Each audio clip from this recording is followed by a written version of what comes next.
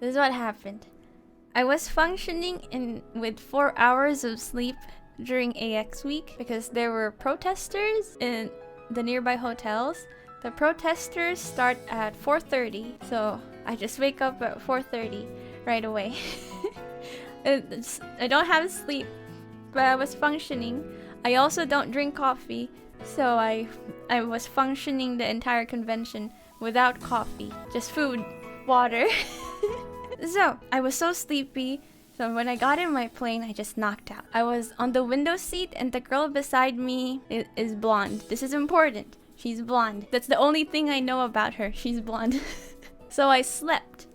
I woke up, the plane is dark, and I needed to go to the bathroom. The toilets in front are all closed, and I was told to go to the very, very back of the plane if I want to use the bathroom. I went to the bathroom.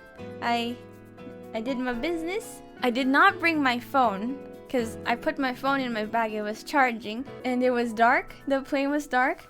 I was just walking, and I feel like I'm reaching business class or first class already, and I can't find where I'm seated. So technically, I got lost in the plane because I don't remember what my seat number was.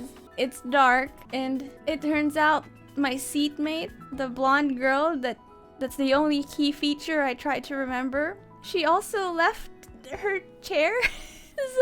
So I couldn't find her.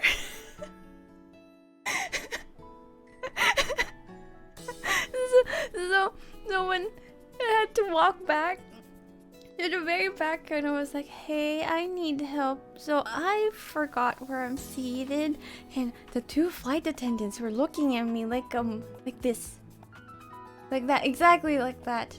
And they all pulled out their phone, like, what's your name? What's your seat number? I'm like, I don't remember my seat number, I'm so sorry.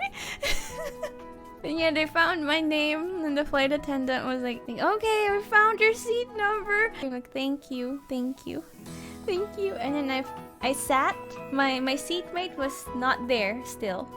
And when I sat, I was sleepy, it was dark, I got her half of the seatbelt, and I used her half of the seatbelt and combined it with my half of the seatbelt, and then when she came back, she was struggling, and eventually she figured out I took her half of the seatbelt. It was so embarrassing. Yeah, somebody said that's not possible because one side of the seatbelt is short. I don't know, but I did it. And I even fell asleep that she had to wake me up that I got her seatbelt.